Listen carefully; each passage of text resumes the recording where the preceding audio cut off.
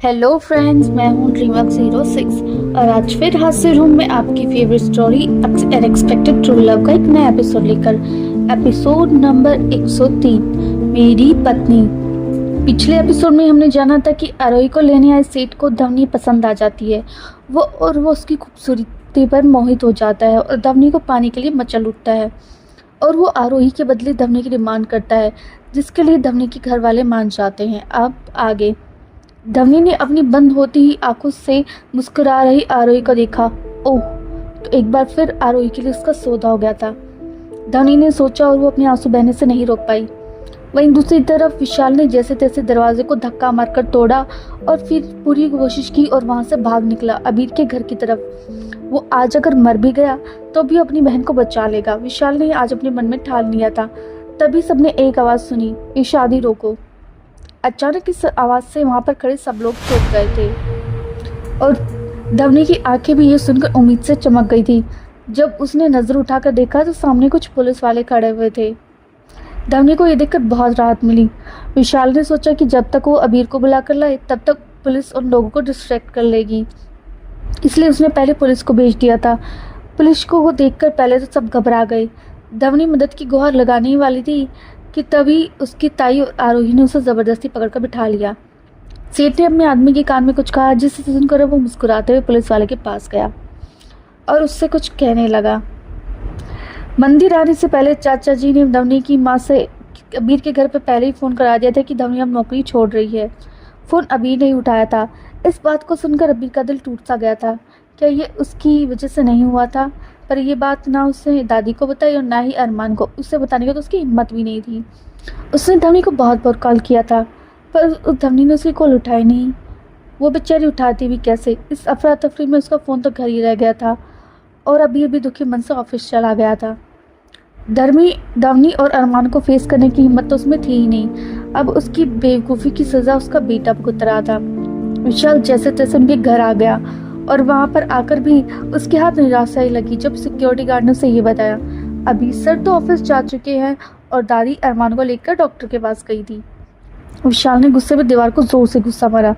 तब उसने एक मेड को बाहर आते हुए देखा। उसने मेड से भी के ऑफिस का पता पूछा।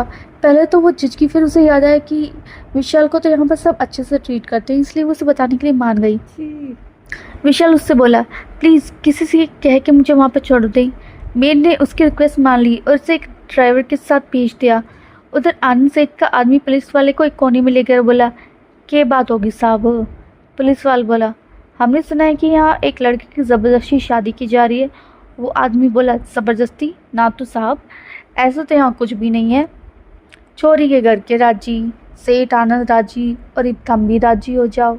उसने धीरे से एक नोटे की घड़ी उसकी जेब में सरका दी, जिसे देखकर पुलिस वाला भी हंस दिया और बोला, ओह अच्छा, सेठ जी की शादी है क्या?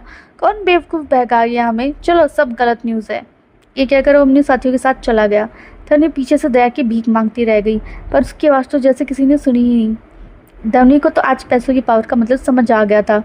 उधर विशाल ऑफिस के एंट्रेंस पर आ तो गया था, पर उस छोटे से लड़की जिसने कुछ खास अच्छे कपड़े नहीं पहने थे और कल रात से बंधे होने के कारण उसकी हालत ख़राब हो गई थी, उसे भला अंदर कौन ही जाने देता, और वो भी इतने बड़े ऑफिस में। उसने काफ़ी रिक्वेस्ट की पर सिक्योरिटी गार्ड ने उसे भगा दिया। जब वो डिसअपॉइंट होकर जाने लगा तभी उसे पीछे से एक प्यारी सी और जानी पहचान सी आवाज़ आई, विशाल तुम यहाँ क्या कर रहे हो? जब विशाल ने पीछे मुड़कर देखा तो उसकी खुशी का ठिकाना ही नहीं रहा। वो पाकी थी। विशाल खुशी से बोला, दीदी। विशाल भागकर पाकी के पास आया। उसकी हालत देख पाकी ने घबराकर पूछा, क्या हुआ विशाल? विशाल ने धीरे से कहा, दीदी मुझे अबीर भैया से मिलना है। पाकी भी घबरा गई, बोली, क्या हुआ विशाल? विशाल बोला, दी मैं बाद में बताऊंगा, अभी भलके से मिलना है, जल्दी से चलो जल्दी से। पाकी बोली, ओके कोई दिक्कत नहीं है। पाकी ने उसे दिलासा देकर गार्ड से कहा, इसे अंदर जाने दो।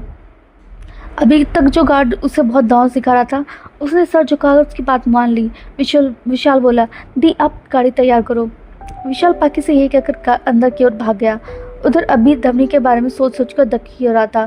तभी उसका असिस्टेंट आया, बोला, सर ओरिजिनल इन्वेस्टर आ गए हैं और मीटिंग की प्रिपरेशन भी हो गई है।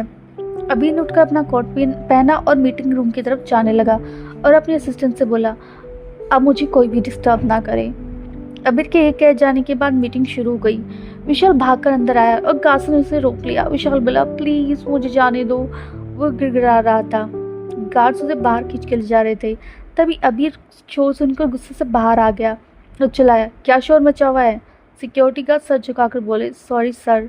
गार्ड ये कहकर विशाल को ले जा रहे थे कि विशाल अबीर को देख चिल्लाया, अबीर भैया। अंदर जाता हुआ फिर से मुड़ा और जब उसने विशाल को देखा तो हैरान रह गया। उसने अपने गार्ड पर चिल्लाया, छोड़ो इसे।